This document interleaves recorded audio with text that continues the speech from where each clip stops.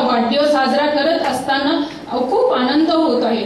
जिजीचा स्वभाव शांत संयमी आहे। ती कधी कोणाचा राग करत नाही। तिचे मन अगदी निर्मळ व स्वच्छ आहे। जे मनात असेल ते ती बोलते। मी नेहमी तिला म्हणते, जिजी तू किती भोळी आहे।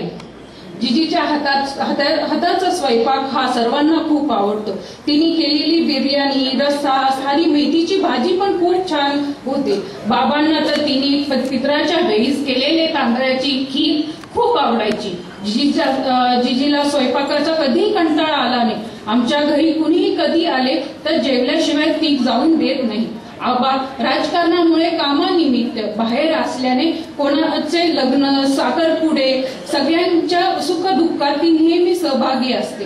माझं लग्न जमलं तेव्हा जिजीने मला एकच महत्वाची गोष्ट सांगितली होती की तू नेहमी तुझ्या सासरच्यांच्या पोटात शिरून राहा व हेच वाक्य मला माझ्या संसारात खूप उपयोगी पडले।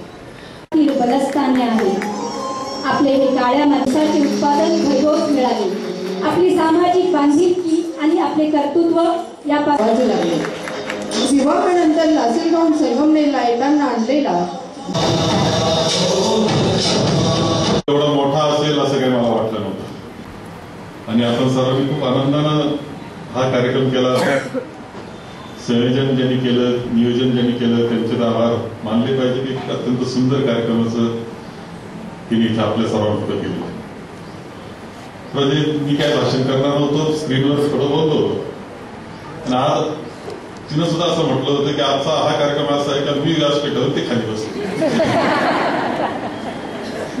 तर त्याला फाटा दिला आणि पुन्हा मला इथे उपस्थित राहा। म्हणजे अनेक योगायोगाच्या गोष्टी असतात। असं म्हटलं जातं की लग्नाच्या गाठी ह्या परमेश्वरच मिळवित असतो।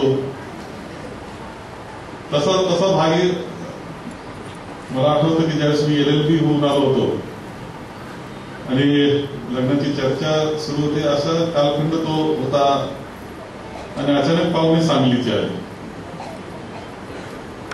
सांगलीचे पाहुणे ते सुद्धा त्यांचा एक राहण्याचा भाव वेगळा होता, अत्यंत रुबाबदार असं धोतर झापा हे सगळं। आणि दानला म्हणजे वाटलं दानला भेटले आणि त्यांनी सांगितलं का मुलगी पाहायला या।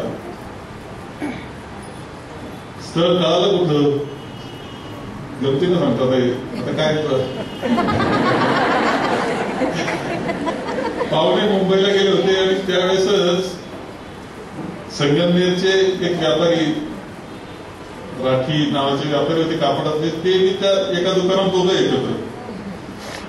शहाजीराव पाटलांनी म्हणजे सासऱ्याने त्यांनी विचारलं का एखादं स्थळ आहे का तुमच्याकडे संगमनेरकडं, तर ते म्हटले आहे ना। म्हणजे मुलाचे वडील आमदार, ते भाऊसाहेब आमदार होते दार आणि कारखान्याचे चेअरमन आहेत, पोरगा LLB झाला।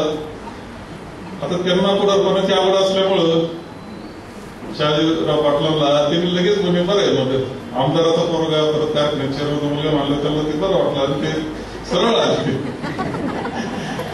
योगायोगाचा भाग मग केलं मुलगी पाहण्याकरता। तर मला एक जसं दुर्गाबाईने सांगितलं तसं मोठा वाड्यासारखं ते घर, माझे चौक भरलेलं घर, पाहुणे, रावळ्याचा राबता। म्हटलं आपल्याला जोडव्याला असंच पाहिजे। अत्यंत प्रॅक्टिकल विचार मी केला खरं सांगतो. खरं जोरवेत राहण्याचं असं पावणे रावळ्याचा राहणारा कार्यकर्ता कसं माणूस पाहिजे तिथं पाहिल्यानंतर म्हटलं याच्यापेक्षा वेगळं काय पाहिजे हेच पाहिजे. आणि खरं म्हणजे नंतर हा सगळा कालखंड एक असतं की किती माणूस काम करत असला बाहेर तरी घरामध्ये शांतता असेल, घर व्यवस्थित सांभाळलं जात असेल तर तुम्ही खूप चांगल्या पद्धतीनं काम हे करू शकतो. ही वस्तुस्थिती सगळ्यांच्या जीवनामधला तो भाग आहे. आणि त्या पद्धतीनं दादा राजकारणात, मी राजकारणामध्ये, घरामध्ये माणसं हे सगळं सांभाळण्याचं काम खरं माझी आई जी बाई म्हणतो आपण स्वर्गीय बाईने केलेलंच होतं.